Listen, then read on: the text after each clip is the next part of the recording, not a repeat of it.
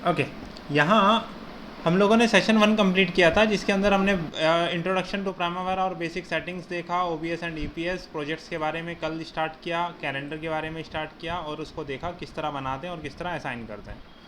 अभी तक हमने केवल अपने प्रोजेक्ट्स के कॉरस्पॉन्डिंग कैलेंडर की बात की है अभी, क्योंकि हमने कोई एक्टिविटी के बारे में अभी नहीं पढ़ा था, रिसोर्स के बारे में अभी हमने कोई डिस्कशन नहीं किया था, इसलिए हमने जो कैलेंडर पढ़ा वो केवल और केवल अपने प्रोजेक्ट के लिए पढ़ा है कि प्रोजेक्ट कैलेंडर कैसे बनाते हैं, ग्लोबल कैलेंडर कैसे बनाते हैं, और वो दोनों अगर हमें अपने प्रोजेक्ट को असाइन करना है ग्लोबल कैलेंडर वो कैसे असाइन करेंगे, अगर एक प्रोजेक्ट कैलेंडर अपने प्रोजेक्ट को असाइन करना है तो हम कैसे करेंगे।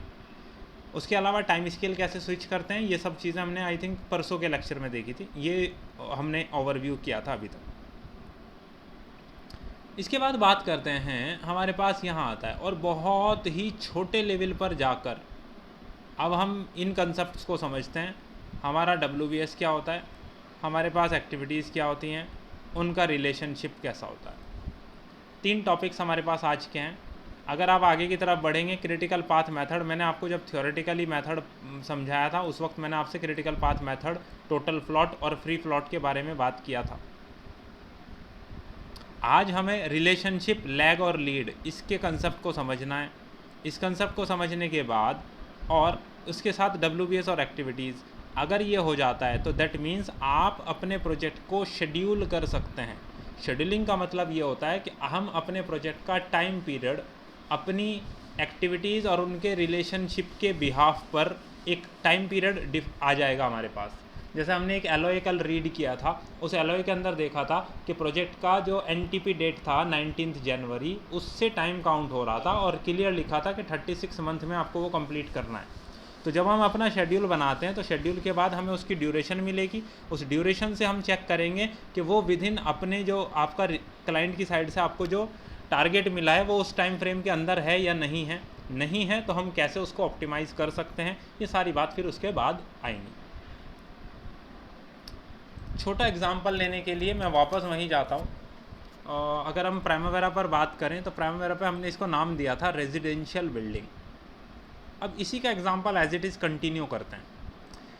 आप मानकर चलें हमें क्या करना है, हमें किसी एग्जिस्टिंग रेजिडेंशियल बिल्डिंग का रेनोवेशन करना है। हमारा प्रोजेक्ट है रेनोवेशन ऑफ रेजिडेंशियल बिल्डिंग।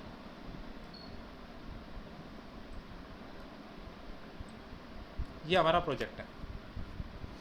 अगर ये हमारा प्रोजेक्ट है, अब हमें ये चेक करना है कि इस प्रोजेक्ट के अंदर हम कौन कौन से वर्क को करेंगे, यानी कि किस कैटेगरी के वर्क को करेंगे।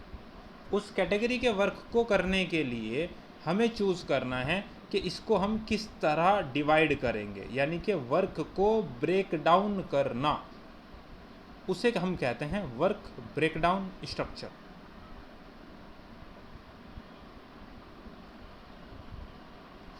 जैसे फॉर एग्ज़ाम्पल मुझे किसी बिल्डिंग का रेनोवेशन करना है, रेजिडेंशियल बिल्डिंग का, तो मुझे पता ये होना चाहिए कि मैं कौन से 2 पार्ट में उसको मेनली ब्रेक करूं। मेरे अकॉर्डिंग अगर हम बात करेंगे किसी रेजिडेंशियल बिल्डिंग को ब्रेक करने के लिए, तो हमारे लिए सबसे बेहतर ऑप्शन ये होगा कि हम उसको ब्रेक डाउन करें बिल्डिंग के एक्सटीरियर और बिल्डिंग इंटीरियर के अंदर। अगर आप इन 2 कैटेगरी में उसको ब्रेक कर देते हो तो ये मोटा मोटा आपका 2 कैटेगरीज में उसे ब्रेक कर रहा है। फॉर एग्ज़ाम्पल हमने क्या किया, हमने बोला कि सर ये जो हमारा रेनोवेशन ऑफ रेजिडेंशियल बिल्डिंग है, इसको हम पहले 2 पार्ट में ब्रेक डाउन कर रहे हैं, क्योंकि हमारे लिए पूरी एक्टिविटी के पूरे प्रोजेक्ट के लिए डायरेक्ट एक्टिविटी सोचना थोड़ा मुश्किल है। तो हमें लगा कि यार बेटर ऑप्शन ये है कि हम उसी को डिवाइड कर दें। अब आपने डिवाइड करना स्टार्ट किया, आपने बोला कि सर एक काम करते हैं, सबसे पहले हम बोल देते हैं बिल्डिंग का एक्सटीरियर रेनोवेशन, एक्सटीरियर रेनोवेशन और बिल्डिंग का इंटीरियर रेनोवेशन, यह आपने बोला। ये आपका ये मेन प्रोजेक्ट था, आपने इस प्रोजेक्ट को 2 पार्ट में ब्रेक डाउन कर दिया। तो ये जो पार्ट में आपने ब्रेक डाउन किया है ये आपका कहलाता है वर्क ब्रेक डाउन स्ट्रक्चर, क्योंकि प्रैक्टिकली वर्क क्या है आपका, आपको बिल्डिंग का रेनोवेशन करना है। आपने उस वर्क को तोड़ दिया है, ब्रेक डाउन कर दिया। कितने पार्ट में? 2 पार्ट में, यानी कि एक से ज़्यादा पार्ट में, दैट इज़ एक्सटीरियर और इंटीरियर। तो अपने वर्क को ब्रेक डाउन किया तो ये कहलाएगा वर्क ब्रेक डाउन स्ट्रक्चर। ये तो सबसे सिंपल चीज़ है समझने के लिए कि हमारा वर्क ब्रेकडाउन स्ट्रक्चर क्या होता है। अब बात करेंगे कि अगर हमें वर्क ब्रेकडाउन स्ट्रक्चर के बारे में पता है तो क्या वो एक ही पार्ट में डिवाइड हो सकता है या वो मल्टीपल पार्ट्स में डिवाइड हो सकता है। मल्टीपल पार्ट में डिवाइड होता है तो उसे का क्या बेनिफिट है या क्या कहते हैं उसको, और अगर एक में ब्रेकडाउन करते हैं तो उसे क्या कहते हैं। ये सब चीज़ें हमें थोड़ा सा समझने की ज़रूरत है। जैसे फॉर एन एग्ज़ाम्पल हम बात करेंगे यहाँ कि हमारा एक्सटीरियर और इंटीरियर रेनोवेशन है। एक्सटीरियर रेनोवेशन जो आ रहा है और इंटीरियर, ये आपने अपने प्रोजेक्ट को सबसे पहला डिवीज़न किया है तो ये कहलाता है WBS लेवल 1, यानी कि पहला लेवल क्रिएट किया है, पहला ब्रेक डाउन किया है आपने। लेकिन ये ज़रूरी नहीं ना कि फ़र्दर ब्रेक डाउन नहीं हो सकता, आप फर्दर ब्रेक डाउन भी कर सकते हैं। आप एग्ज़ाम्पल लेकर चलें कि आपने एक्सटीरियर रेनोवेशन को फिर से 2 पार्ट में ब्रेक कर दिया। कौन से 2 पार्ट? पहला जो पार्ट आपने रखा वो रखा है आपने लैंडस्केपिंग वर्क, और दूसरा जो पार्ट आपने इसमें रखा है वो रखा है मान लीजिए पेंटिंग वर्क। इसी तरह इंटीरियर रेनोवेशन को फिर से आपने 2 पार्ट में डिवाइड किया। एक आपने इसमें रखा टास्क फर्नीचर, और दूसरा टास्क हमने इसके अंदर रखा है फर्निशिंग। ये 2 पार्ट में आपने इसको ब्रेक डाउन किया। किसको ब्रेक डाउन किया? WBS लेवल 1 को फिर से ब्रेक डाउन किया, तो ये फिर से कहलाएगा WBS, क्योंकि किया तो वर्क को ही ब्रेक डाउन है, लेकिन क्या हो जाएगा? लेवल 2। तो जितने लेवल्स में भी आप अपने वर्क को ब्रेक डाउन करते हैं WBS उतने ही लेवल का बन जाता है।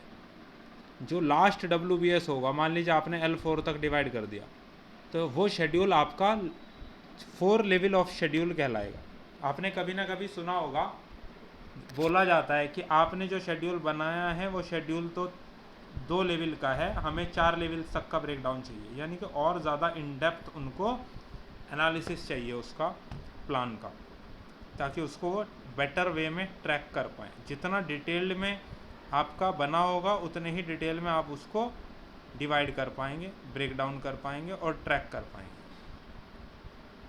नाउ हम वापस आते हैं। आपका ये एक प्रोजेक्ट,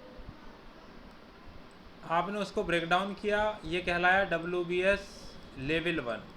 फिर से ब्रेक डाउन किया, आपने इसे बोला WBS लेवल 2। अब मान लीजिए इससे फर्दर कोई ब्रेक डाउन नहीं कर रहे, तो आपको अब टास्क सोचना है। अब आप खुद इमेजिन करो कि अब आपको टास्क कौन से सोचना है? केवल लैंडस्केपिंग के, इसके अंडर में आ जाएंगे कि आपको लैंडस्केपिंग में क्या क्या काम करना है। अब आपको केवल ये सोचना है। यहाँ आपको सोचना पड़ता पूरे एक्सटीरियर में क्या क्या करना है, और ऊपर आपको सोचना पड़ता पूरी बिल्डिंग के अंदर क्या क्या एक्टिविटी करनी है। तो अब मुझे बताओ, इन तीनों में से सबसे इजी टास्क क्या है? कौन सी एक्टिविटीज़ को डिफाइन करना है? लेवल 2 की एक्टिविटीज़ को डिफाइन, लेवल 2 की एक्टिविटीज़ को, क्योंकि वो एक स्पेसिफिक वर्क टाइप को डिफाइन कर रही हैं, वर्क कैटेगराइज कर दिया गया है, और हमें एक स्पेसिफिक कैटेगरी के अकॉर्डिंग ही केवल टास्क को सोचना है, जिसे टास्क को हम प्राइमवेरा के अंदर क्या बोल रहे हैं? एक्टिविटी। ठीक है नवीन जी, कुछ क्लियर हो रहा है? आपने आज जैसे कि पहला सेशन किया है ऑनलाइन। नहीं सही है, बढ़िया, अच्छा लगा जी। ओके, अब हम आते हैं अपने लैंडस्केपिंग पर। एग्जाम्पल के लिए इमेजिन करते हैं कि यार लैंडस्केपिंग में मुझे कोई 3 एक्टिविटी परफॉर्म करनी है। पहला टास्क मेरे पास है कि वहाँ मान लीजिए कुछ सीमेंटेड जो टाइल्स होती हैं ना बाहर, वो लगी हुई हैं जिसे हमें रिमूव करना है। सबसे पहले मैंने बोला रिमूव ओल्ड टाइप्स, ये मेरा सबसे पहला टास्क है जो मुझे वहाँ परफॉर्म करना है। फिर इसके बाद दूसरा टास्क मुझे वहाँ करना है लेबलिंग, तीसरा टास्क मुझे वहाँ करना है ले न्यू टाइल्स, न्यू टाइल्स वहाँ ले करनी है। अब ऑब्वियसली BOQ में या टेंडर डॉक्यूमेंट के अंडर में मुझे ये तो इन्फॉर्मेशन होगी कि वो एरिया कितना है, जो लैंडस्केपिंग का एरिया है वो कितना है, और अपनी रिसोर्सेज की अवेलेबिलिटी के अकॉर्डिंग और अपने पास्ट एक्सपीरियंस के अकॉर्डिंग मैं ये डिसाइड कर पाऊँगा कि यार अगर मुझे टाइल्स को रिमूव कराना है तो मैं उनको 2 दिन के अंदर रिमूव करा दूँगा।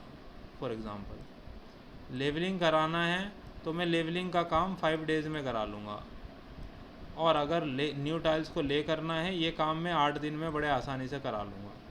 ये डिपेंड करेगा आपके टोटल वॉल्यूम ऑफ वर्क, आपके पास अवेलेबिलिटी ऑफ रिसोर्सेज क्या हैं और आपका पास्ट एक्सपीरियंस कैसा है, आप उस बेस पर डिसाइड कर पाएंगे।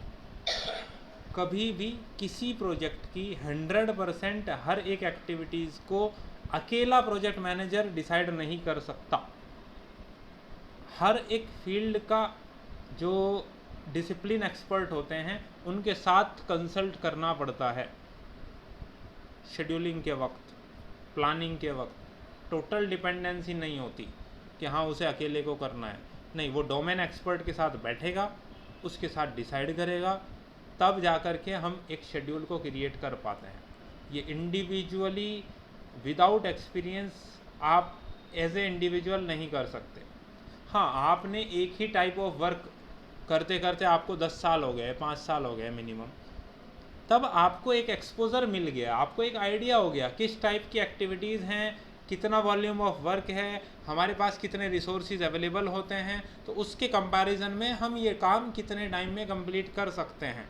ये आपके एक्सपीरियंस के अकॉर्डिंग आप ज़रूर गेन कर पाएंगे। बाकी चीज़ें जब हम बात करेंगे आगे चल के, उसके अकॉर्डिंग डिसाइड करेंगे क्या क्या चीज़ें होती हैं। ये हमारी कहलाती हैं एक्टिविटी, ये यहाँ पर आ गई हैं एक्टिविटी।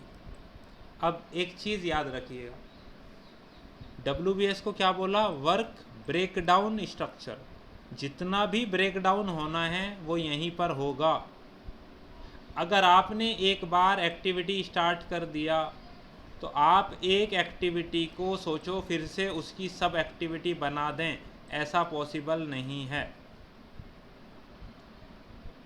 हालांकि नवीन जी MS प्रोजेक्ट में तो कोई फ़र्क नहीं पड़ता, कुछ भी लिखो और इंडेंट कर दो राइट साइड, वही एक्टिविटी बन जाएगी टास्क। यहाँ ऐसा नहीं है, एक एक्टिविटी के अंदर सब एक्टिविटी ऐड ही नहीं हो सकती। जितना भी ब्रेकडाउन होगा वो WBS में होगा। क्लियर?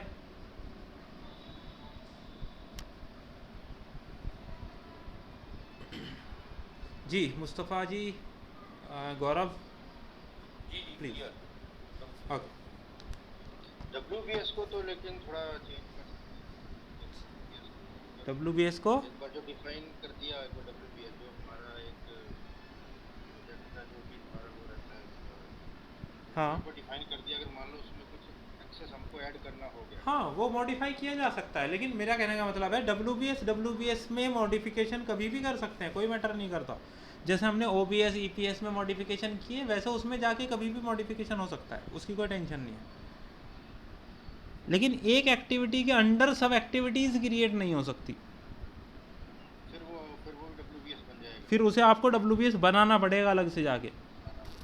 हाँ, अपने आप नहीं बनता यहाँ पे। लाइक MS प्रोजेक्ट से मैं इसीलिए आपको रिलेट करके हमेशा बता रहा हूँ, जब भी कोई ऐसा पॉइंट आता है मैं हमेशा रिलेट करता हूँ। वहाँ क्या है, आपने एक्सेल की तरह डाटा लिखा, उसे राइट साइड इंडेंट कर दिया, वो टास्क बन गया, लेफ्ट साइड कर दिया तो वो समरी टास्क बन जाता है, तो समरी टास्क मतलब WBS बन जाता है। यहाँ ऐसा नहीं है। अगर आपने कोई एक्टिविटी डिफाइन कर दी, आप उसे कन्वर्ट करके WBS में नहीं कर सकते शिफ्ट, वो हमेशा एक्टिविटी ही रहेगी। जो WBS बन जाएगा वो हमेशा WBS ही रहेगा। हाँ, आप उसे डिलीट कर सकते हो, दोबारा से एक नया WBS बना सकते हो, लेकिन एक WBS एक्टिविटी में नहीं बदल सकता, एक एक्टिविटी WBS में नहीं बदल सकती। कहने का मतलब ये है एग्जैक्टली। ठीक है, ओके। अब हमने ये तो देख लिया है कि यार हमारे पास एक्टिविटीज़ आ गई हैं, 3 एक्टिविटीज़ परफॉर्म होनी है, तीनों एक्टिविटीज़ परफॉर्म हो जाएंगी, इसका मतलब ये होगा कि लैंडस्केपिंग कंप्लीट हो गया। अब यहाँ बात ये आती है यार 3 एक्टिविटीज़ आपके पास आ गई, लेकिन इन तीनों एक्टिविटीज़ के आपस में कोई रिलेशनशिप भी तो होगी ना इनके बीच। ऐसा नहीं है कि पहले ही दिन मैं तीनों एक्टिविटी शुरू कर रहा हूँ ना, ऐसा है कि यार हर एक एक्टिविटी एक टाइम पे होगी कि पहले रिमूव करूँगा, फिर लेबलिंग करूँगा, फिर जब लेबलिंग ख़त्म होगा फिर उसके बाद ले करूँगा न्यू टाइल्स। ऐसा भी नहीं है, टाइम बहुत ज़्यादा लग जाएगा। तो हमें कोई इन बिटवीन सॉल्यूशन चाहिए इनके बीच का रिलेशनशिप डिफाइन करने के लिए। हमारे पास रिलेशनशिप टोटल 4 टाइप के होते हैं। अच्छा, रिलेशनशिप से भी पहले एक टॉपिक और है, that will be activity type. जो एक्टिविटीज़ आपने बनाई हैं उन एक्टिविटीज़ का टाइप्स भी होता है।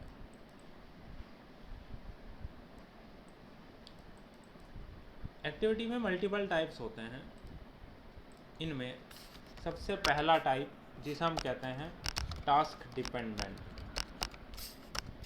दूसरा टाइप होता है जिसे हम कहते हैं स्टार्ट माइलस्टोन, तीसरा टाइप होता है जिसे हम कहते हैं फिनिश माइलस्टोन, चौथा टाइप होता है रिसोर्स डिपेंडेंट, पांचवा टाइप होता है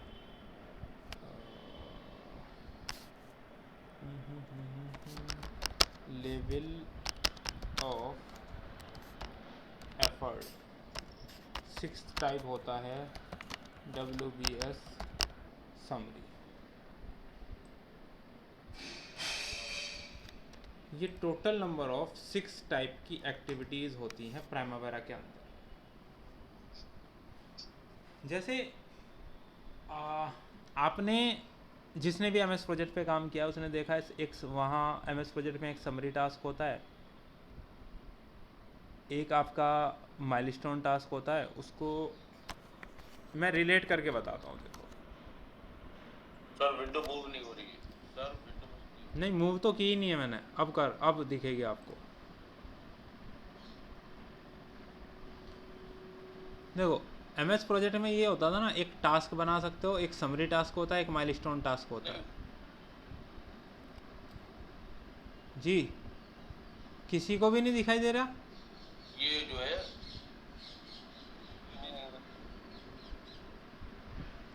नवीन जी, गौरव जी, किसी को दिख रहा है? दिख रहा है मेरे को। ठीक है दिख रहा है। सर, आप कहीं बाहर चल रहे हैं, 2 दिन से आपका नेटवर्क बहुत प्रॉब्लम कर रहा है आपको।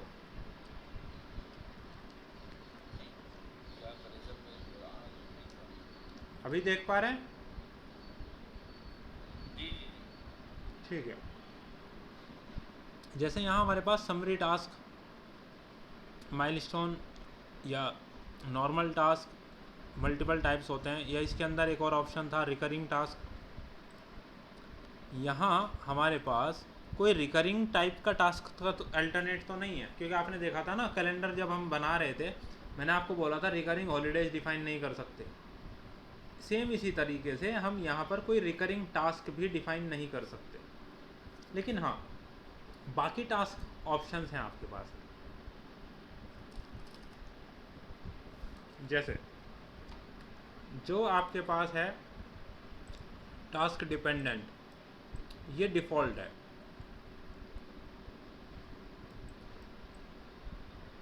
जब भी कोई एक्टिविटी ऐड होगी उसका टाइप हमेशा क्या आएगा? Task dependent. अब क्यों आएगा, इसका भी तो रीज़न होना चाहिए। मैं आपको प्राइमावेरा पर ले जाता हूँ। हमने प्रोजेक्ट को सिलेक्ट किया, नीचे डिफ़ॉल्ट टैब है जहाँ पे आपने अपना कैलेंडर असाइन किया था, इसी में नीचे की तरफ देखो, यहाँ एक एक्टिविटी टाइप का ऑप्शन है टास्क डिपेंडेंट। यानी कि डिफ़ॉल्ट फॉर न्यू एक्टिविटी। जब भी आप कोई न्यू एक्टिविटी ऐड करोगे उसका एक्टिविटी टाइप क्या होगा, टास्क डिपेंडेंट होगा। इसलिए जब भी आप कोई एक्टिविटी ऐड करते हो प्राइमावेरा में, बाय डिफ़ॉल्ट वो टास्क डिपेंडेंट ही आती है। कंडीशन ये है अगर आपने यहाँ चेंज ना किया हो तो। अगर आपने यहाँ पे चेंज करके रिसोर्स डिपेंडेंट कर दिया तो इसका मतलब सारी एक्टिविटीज़ क्या आएंगी, एज ए रिसोर्स डिपेंडेंट आएंगी। तो यहाँ से आप डिफ़ॉल्ट सेट कर सकते हैं, लेकिन ज़रूरत नहीं है, क्योंकि हमें सबसे ज़्यादा जिस टाइप की एक्टिविटी की ज़रूरत पड़ती है दैट इज़ टास्क डिपेंडेंट। लेकिन मैंने आपको बताया ये ऑप्शन आता कहाँ से है।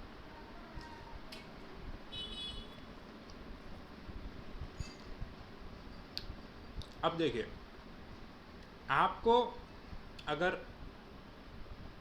WBS बनाना है तो WBS के ही पेज पे जाना होगा। अगर आपको एक्टिविटी बनानी है तो आपको एक्टिविटीज़ के पेज पे जाना होगा। WBS है या एक्टिविटी है, ये दोनों किसका पार्ट है, प्रोजेक्ट का पार्ट है। तो अपने मेन्यू बार में जाइए, प्रोजेक्ट के अंदर देखो, ये रहा WBS, ये रहा एक्टिविटीज़। WBS ब्लू कलर के स्क्वायर आइकन, ये WBS का सिंबल है रिप्रेजेंटेशन के लिए, और ग्रीन कलर का ये रेक्टेंगुलर विंडो ये एक्टिविटीज़ को हाईलाइट कर रहा है। मैं पहले WBS की बात कर रहा हूँ, तो WBS के पेज पर आता हूँ। WBS पे जैसे ही मैंने क्लिक किया, मेरा यहाँ एक WBS का पेज ओपन हो गया, जहाँ पे आपको ऊपर ही फोल्डर का आइकन, आपके प्रोजेक्ट की ID और प्रोजेक्ट का नाम नज़र आ रहा है।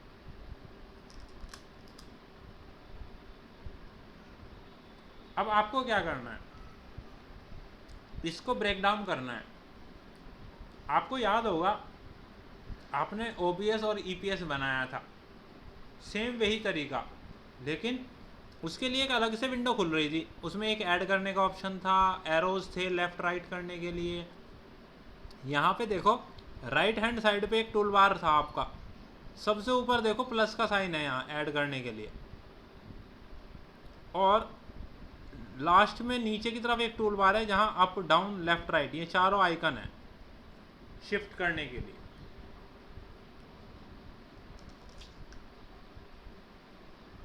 तो आपको क्या करना है, अपने प्रोजेक्ट को सेलेक्ट करना है। प्रोजेक्ट को सेलेक्ट करके इस प्लस आइकन पर क्लिक करोगे, क्लिक करते ही एक एलिमेंट ऐड हो गया। फिर मान लीजिए यह है एक्सटीरियर,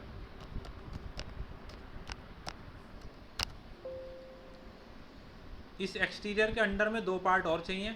फिर एक्सटीरियर को सेलेक्ट किया, ऐड किया, तो देखो एक्सटीरियर का चाइल्ड बन गया। इसको फिर से क्लिक किया, उसका भी चाइल्ड बन गया। लेकिन ये तो नहीं चाहिए, तो नीचे की तरफ एरोज हैं, इससे लेफ़्ट वाला आइकन इनेबल है, मैंने लेफ़्ट में शिफ्ट कर दिया। ये है मेरा लैंडस्केपिंग, और नीचे है मेरे पास पेंटिंग। अब फिर से प्रोजेक्ट का एक तो हो गया एक्सटीरियर, फिर प्रोजेक्ट को सेलेक्ट किया, इसका एक और चाइल्ड ऐड कर रहा हूँ, इसको नाम दे रहा हूँ इंटीरियर। तो जिसे सेलेक्ट करके आप ऐड करोगे उसी का चाइल्ड बनेगा डायरेक्टली, नहीं तो आपको एरो से इधर उधर शिफ्ट करना पड़ेगा। ये आसान तरीका है। अब इंटीरियर के अंदर चाहिए, ऐड कर दो पहला, फिर से इंटीरियर के अंदर एक और चाहिए दूसरा। इंटीरियर में एक हो गया आपका फर्नीचर, एक हो गया आपके पास फर्निशिंग।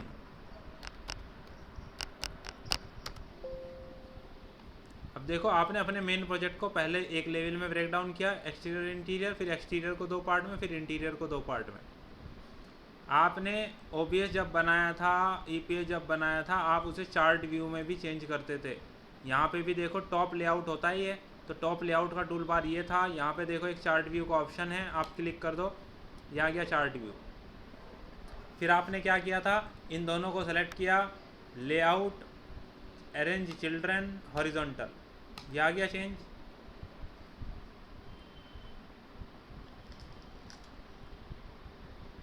तो WBS बना सकते हैं इजीली। जी जी। जब भी आपको बनाने हो, हाँ जी WBS में जो WBS कोड आ रहे हैं जी, ये ऑटोमेटिक बनेंगे आप मैनुअली करना चाहें कर सकते हैं, बाकी बाय डिफ़ॉल्ट यही आएगा। 1 के डिवाइड करोगे 1.1 1.2, उसको फर्दर डिवाइड करोगे तो एक और आगे स्टेप चल जाएगा।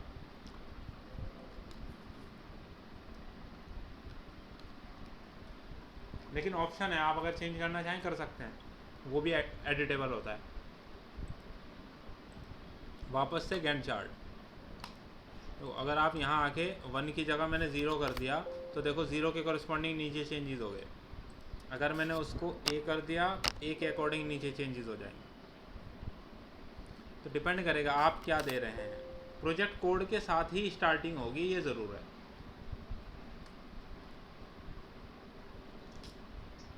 उससे पता चलता है कि वो WBS कौन से प्रोजेक्ट का है।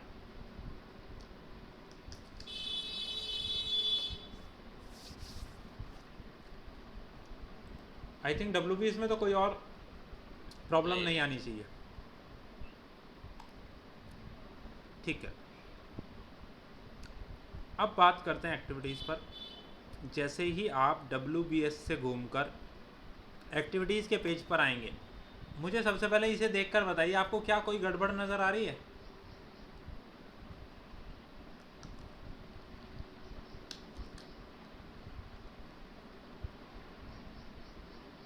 यह सब कुछ सही है?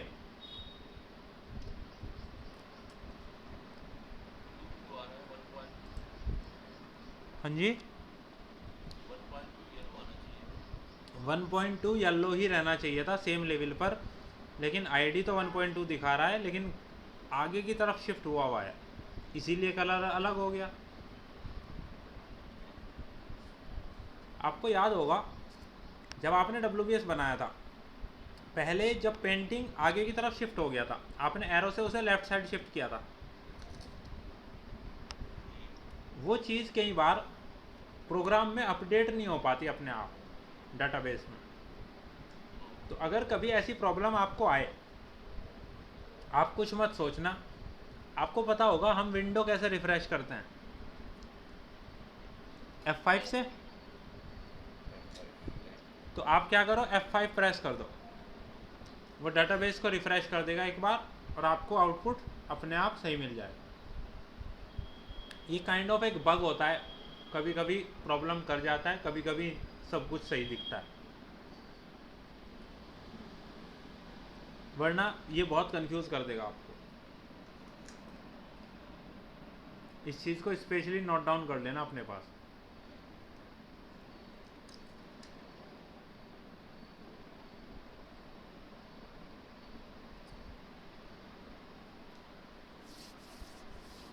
ठीक है,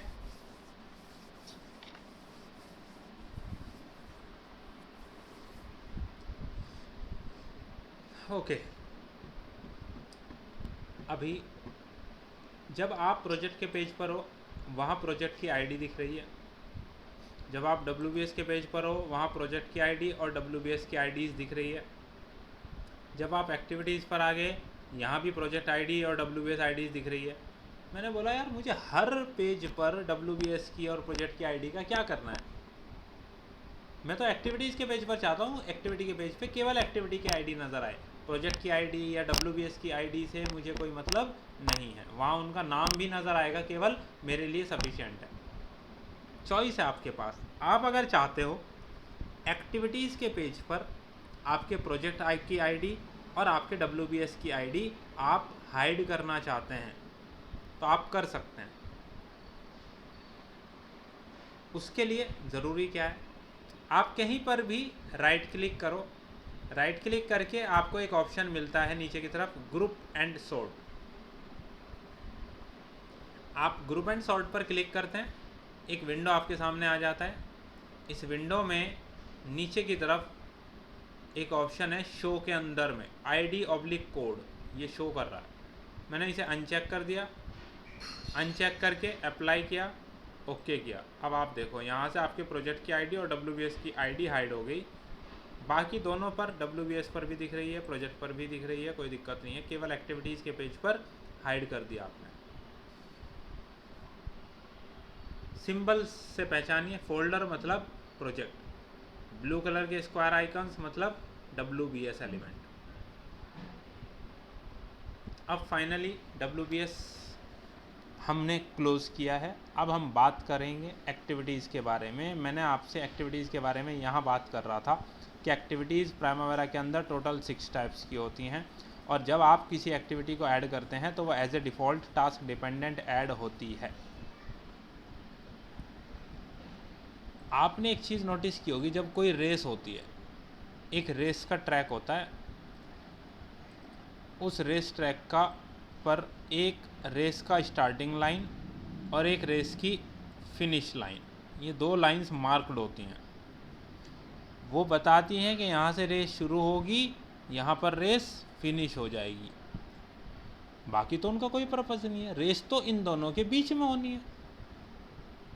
इनका पर्पज़ है केवल अचीवमेंट्स बताना, या की डेट्स बताना, या की इंस्टेंस बताना, कब क्या शुरू हुआ और कब क्या फिनिश हुआ।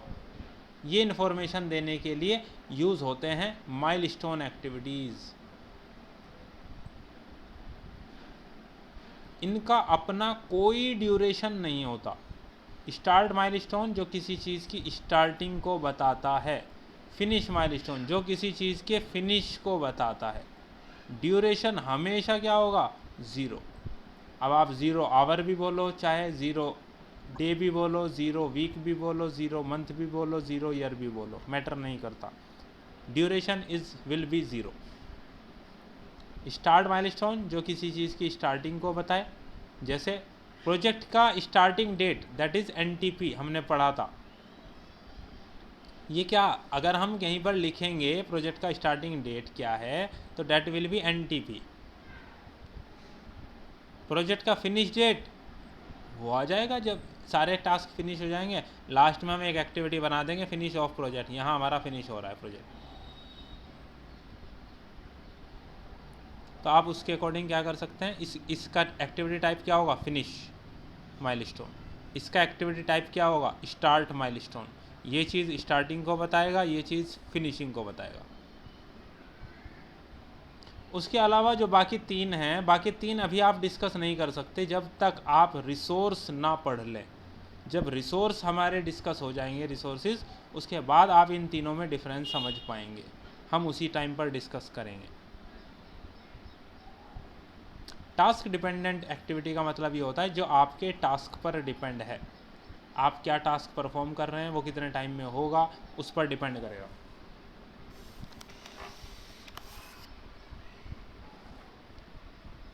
नाउ वापस आते हैं। जैसे लैंडस्केपिंग है, एक्सटीरियर है, इंटीरियर है।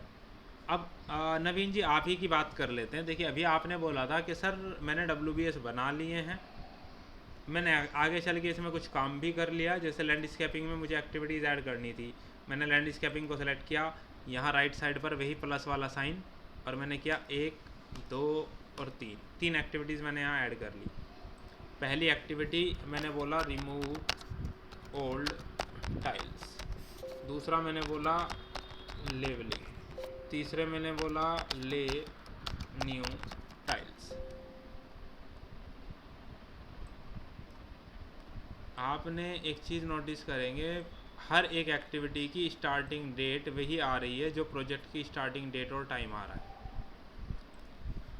नाउ ड्यूरेशन आपने क्या कंसिडर किया था वहाँ? 258।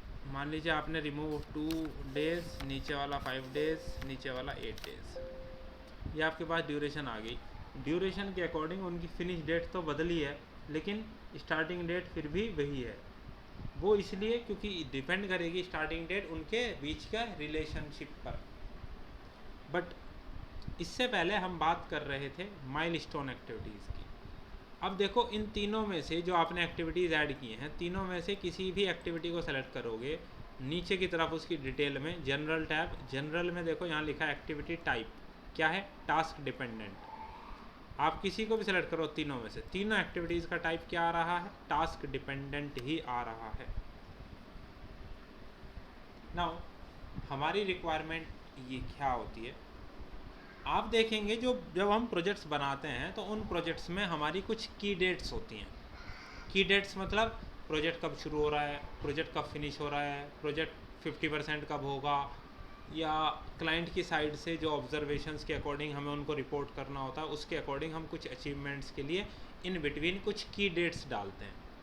की डेट्स में हमारे मेजरली माइलस्टोन एक्टिविटीज़ होती हैं जो किसी अचीवमेंट को बता रही हों, जैसे 25% वर्क कंप्लीट होने पर, 50% के लिए, 75% के लिए, 100% के लिए।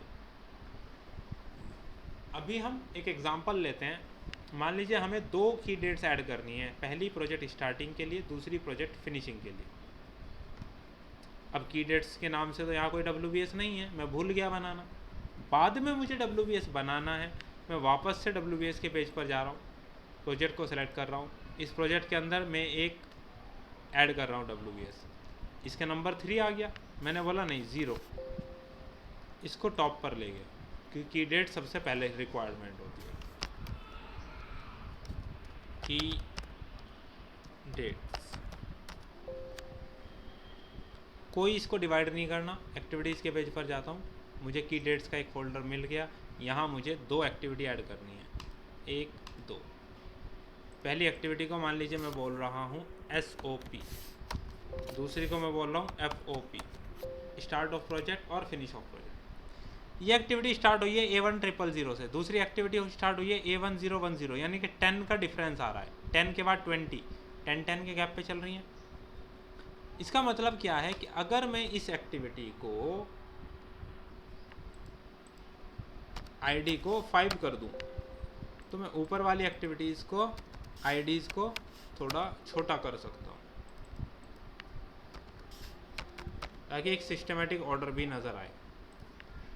नाउ पहला जो एक्टिविटी है ये क्या बता रहा है, प्रोजेक्ट की स्टार्टिंग को बता रहा है, स्टार्ट ऑफ प्रोजेक्ट। तो नीचे एक्टिविटी टाइप पर जाइए, क्लिक करिए, यहाँ से क्या चूज़ करिए, स्टार्ट माइलस्टोन। जैसे ही सेलेक्ट करेंगे देखो ड्यूरेशन अपने आप 0 हो गया और स्टार्टिंग के कॉलम में तो डेट टाइम आ रहा है, फिनिशिंग का कॉलम खाली हो गया क्योंकि वो फिनिश को बता ही नहीं रहा है, वो केवल बता रहा है स्टार्टिंग को। सेम इसी तरह मैंने सेलेक्ट किया finish off project. Finish off project activity है, मैंने बोला इसका एक्टिविटी टाइप होगा जो बताएगा फिनिश माइलस्टोन। तो इसका देखो स्टार्ट वाला कॉलम खाली हो गया, ये केवल क्या बता रहा है, फिनिशिंग को बता रहा है, इसलिए फिनिश की डिटेल आ रही है। इस तरीके से आप क्या कर सकते हैं, किसी एक्टिविटी को डिफाइन करने के बाद उसका एक्टिविटी टाइप चेंज कर सकते हैं।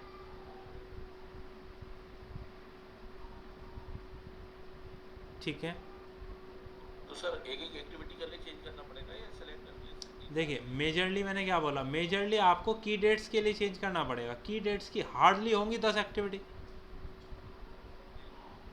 बाकी 90% वही रहेंगी टास्क डिपेंडेंट। वो डिफ़ॉल्ट टाइप है तो आपको बदलना ही नहीं पड़ेगा सबका।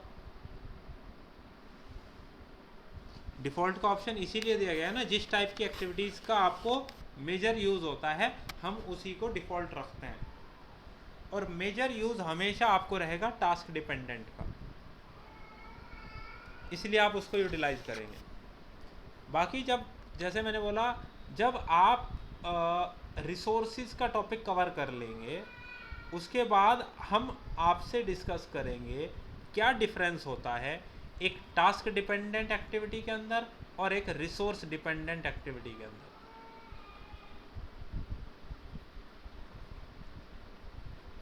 ओके, नाउ हमारे पास अब हमें बात करना है रिलेशनशिप। एक्टिविटी तो डिफाइन करनी आ गई, लेकिन उनके बीच रिलेशनशिप कैसे डिफाइन होती है। देखो हमारे पास 2 चीज़ होती हैं, एक को हम बोलते हैं अपना प्रेडिसेसर और दूसरे को हम बोलते हैं सक्सेसर। प्रेडिसेसर मतलब पहले वाला जिस पे हम डिपेंड हों, और सक्सेसर मतलब बाद वाला, मतलब जो हम पे डिपेंड हो। Predecessor and successor. नाउ जो प्रेडिसेसर है, अगर हम हर एक एक्टिविटी का प्रेडिसेसर डिफाइन कर दें तो प्रैक्टिकली सक्सेसर भी तो डिफाइन हो रहा है ना अपने आप, या हर एक एक्टिविटी का सक्सेसर डिफाइन कर दें तो उसका प्रेडिसेसर अपने आप आ जाएगा। फॉर एग्ज़ाम्पल आपने बोला आपको रिमूव करना है ओल्ड टाइल्स, फिर आपको लेबलिंग करना है, फिर आपको ले करना है न्यू टाइल्स।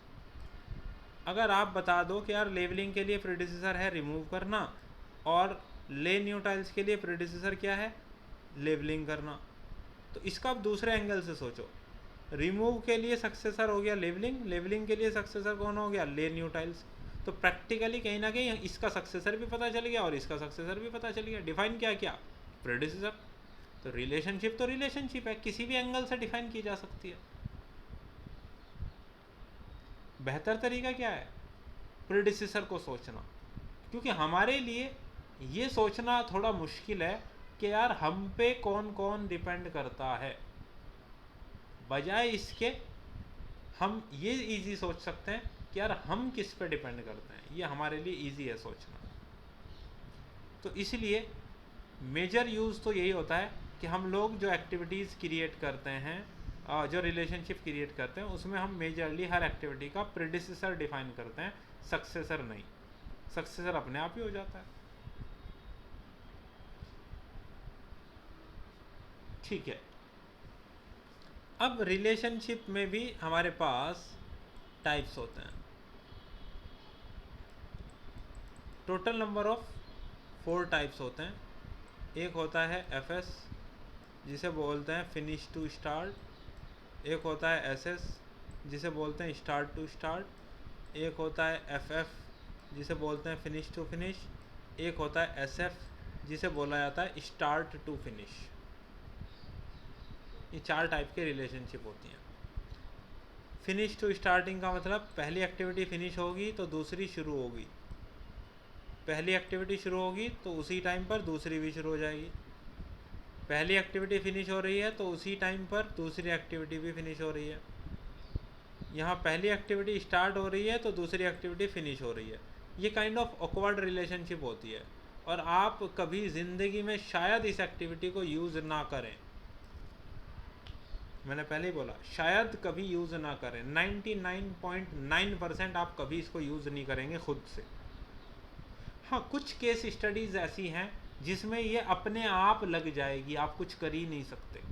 अब वो केस स्टडी आएंगी जब हम थोड़े बड़े लेवल पर प्रैक्टिस करेंगे, तो मैं आपको उस वक्त समझाऊंगा ये वहाँ अपने आप लग क्यों रही है, रीज़न क्या है इसका, वो बताएंगे। आपने अभी एक चीज़ पढ़ी थी अच्छा, कि एक एक्टिविटी टाइप है स्टार्ट माइलस्टोन, जो क्या बताता है, केवल स्टार्टिंग को, फिनिश तो उसमें होता ही नहीं है। एक एक्टिविटी आपने पढ़ी फिनिश माइलस्टोन, उसके अंदर क्या होता है, वो केवल फिनिश को बताता है, स्टार्ट उसके अंदर होता ही नहीं है। अब आप खुद सोचो, अगर किसी फिनिश माइलस्टोन का प्रेडिसेसर आपने स्टार्ट माइलस्टोन एक्टिविटी डिफाइन कर दिया, तो पहली एक्टिविटी स्टार्ट हो रही है और दूसरी एक्टिविटी फिनिश हो रही है, यही तो रिलेशनशिप आ सकती है। क्योंकि स्टार्ट माइलस्टोन केवल स्टार्टिंग को बताता है, फिनिश माइलस्टोन केवल फिनिशिंग को बताता है। तो रिलेशन क्या SF के अलावा कोई पॉसिबल है वहाँ?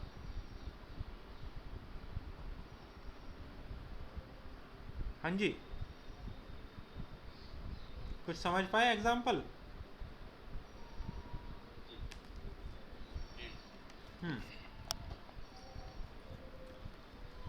है, मैं आपको रूल बुक पर लेकर जाता हूँ।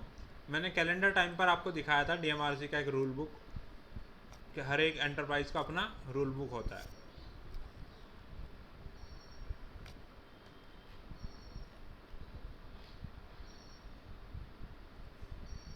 देखिए, DMRC अपने रूल बुक में रिलेशनशिप के बारे में क्या कहता है कि precedence relationship are of 4 types, FS, FF, SS and SF, 4 type की होती हैं। Of these ideally the schedule should be dominated by FS relationships, while FF and SS relationship may also be used where unavoidable। आप SS और FF भी use कर सकते हैं, जहाँ अवॉइड नहीं कर सकते आप उनको यूज़ कर सकते हो। लेकिन आगे पढ़ो, it is recommended to avoid SF relationships completely since they are counterintuitive। इसने क्लियरली बोला कि एसएफ रिलेशनशिप को आपको क्या करना है जी, कंप्लीटली रिमूव, अवॉइड करना है। चलिए ये तो आपको पॉइंट मिल गया। नीचे पढ़िए और आगे, try to avoid using lags to the extent possible. पहले तो ये कह रहा है कि यार लैग को जितना हो सके आप अवॉइड करें, बट जहाँ आप अवॉइड नहीं कर सकते वहाँ केवल पॉजिटिव लैग को यूज़ करिए, नेगेटिव लैग को यूज़ ना करें। अगर लैग यूज़ करना भी पड़ता है तो पॉजिटिव को यूज़ करें, नेगेटिव लैग को यूज़ मत करें। जो नेगेटिव लैग होता है ना, इस नेगेटिव लैग को ही हम बोलते हैं लीड।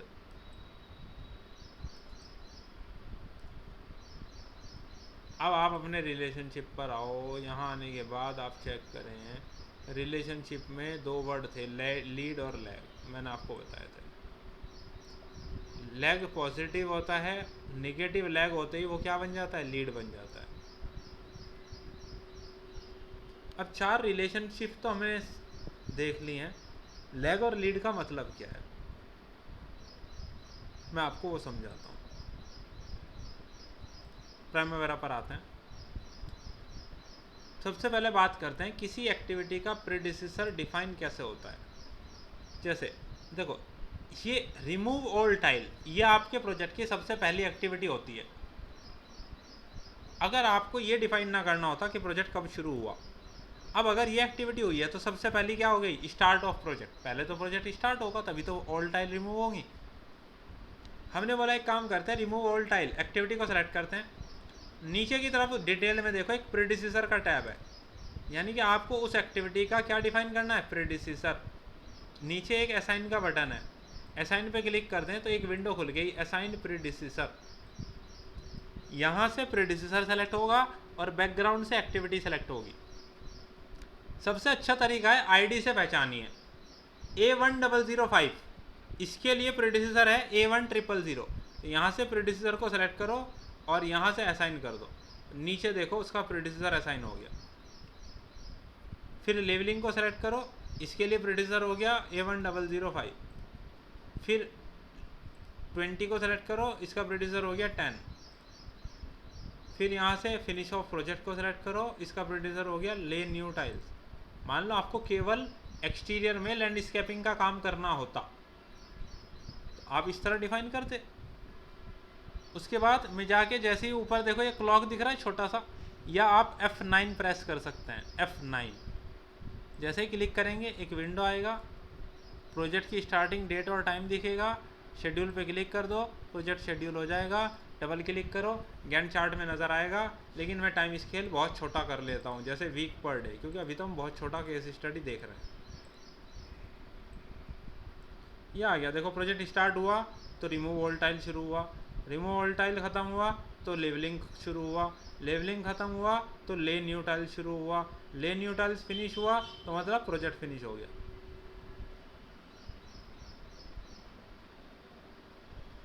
पंद्रह दिन का टाइम लगा भाई, 8 और 5 13 और 2 15, क्योंकि आपने सबको FS में लगा रखा है। फर्स्ट ख़त्म, दूसरा शुरू, दूसरा ख़त्म, तीसरा शुरू। अब बात करते हैं रिलेशनशिप की। देखो, रिमूव ऑल टाइल का प्रीडिसेसर है स्टार्ट माइलस्टोन। अब वो स्टार्टिंग को ही तो बता रहा है केवल, तो जैसे ही वो शुरू होगा रिमूव ऑल टाइल शुरू हो जाएगा। तो स्टार्ट माइलस्टोन के साथ हमेशा रिलेशन क्या आएगा, SS। फिनिश माइलस्टोन के साथ रिलेशन हमेशा क्या आएगा, FF। बाकी सब में रिलेशन क्या आएगा बाय डिफॉल्ट, जैसे लेवलिंग का प्रीडिसेसर है रिमूव ऑल टाइल, FS। यानी कि रिमूव ऑल टाइल्स खत्म हुआ तो लेवलिंग शुरू हुआ, पहला फिनिश तो दूसरा स्टार्ट। मैंने बोला चलो यहाँ तो बात ठीक है, 2 दिन में ऑल टाइल्स को रिमूव करूँगा, उसके बाद में मेरी लेवलिंग शुरू होगी। लेकिन लेवलिंग 5 दिन की है, ले न्यू टाइल्स 8 दिन का है। मैं लेवलिंग के लिए पहले पूरे 5 दिन इंतज़ार नहीं करना चाहता। मैं चाहता हूँ पहले 2 दिन जितना पार्ट में लेवलिंग हो जाएगा, मैं उतने पार्ट में न्यू टाइल्स को ले करना स्टार्ट कर दूंगा। यानी कि मैं चाहता हूँ लेवलिंग के ख़त्म होने से 3 दिन पहले एक तो तरीका ये है ना सोचने का। मैं बोल रहा हूँ लेवलिंग ख़त्म होने से 3 दिन पहले मैं लेइंग को शुरू कर दूँ, यानी कि ले न्यू टाइल्स जिसका प्रेडिसर लेवलिंग है, लेवलिंग के ख़त्म होने से 3 दिन पहले। तो मैं लैग में क्या लिख रहा हूँ, -3 एंटर। अब मैं फिर से शेड्यूल कर रहा हूँ, तो क्या हुआ आप देखो यहाँ गैंट चार्ट में ध्यान से। ख़त्म होने के 2 दिन बाद आपने लेइंग शुरू कर दी।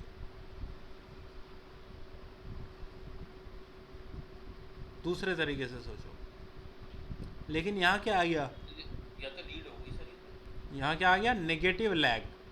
और उसने क्या बोला, नेगेटिव लैग आपको यूज़ नहीं करना।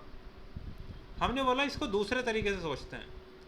मैंने किया रिलेशंस को एसएस और यहाँ लैग में लिखा +2। फिर से इसे शेड्यूल किया। अब क्या कोई चेंज आया, बात तो वही है ना कि लेवलिंग शुरू होने के 2 दिन के बाद मैं ले न्यू टाइल शुरू कर रहा हूँ, या मैं बोलूँ लेवलिंग ख़त्म होने से 3 दिन पहले मैं ले न्यू टाइल शुरू कर रहा हूँ। रिजल्ट वही आना है, आउटकम वही आना है, बस फ़र्क क्या है, एक में आप निगेटिव लैग यूज़ कर रहे हो, एक के साथ आप पॉजिटिव लैग यूज़ कर रहे हो। तो वो कह रहा है अगर आपको कभी ऐसा केस आए तो आप हमेशा किसे प्रीफर करेंगे, पॉजिटिव लैग को।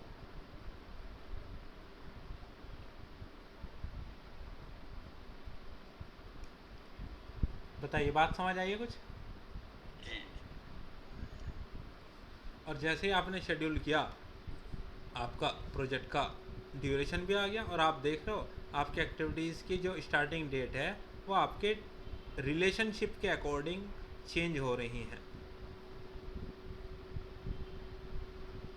अगर आप मोटा मोटा अंदाज़ा लगाएं, छोटा सा, WBS हो गया, एक्टिविटीज़ हो गया, रिलेशनशिप हो गया, लेग और लीड हो गया, प्रोजेक्ट का शेड्यूलिंग हो गया, आपने यहाँ तक का पार्ट यानी कि सेशन 2 फिनिश कर लिया है।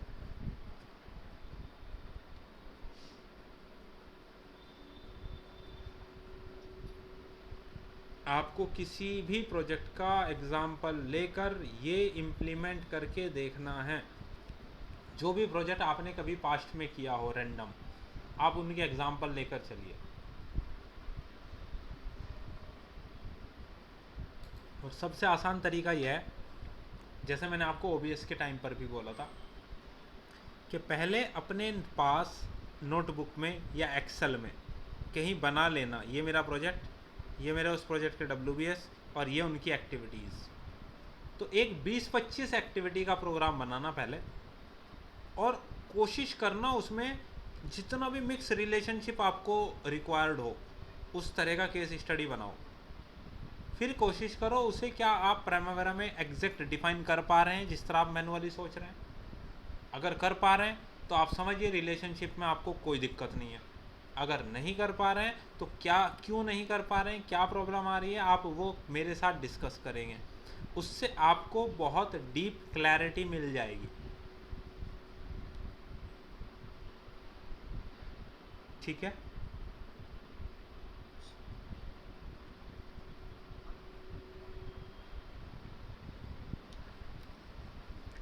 आज का सेशन हम यहाँ क्लोज करेंगे। एक वीडियो आपका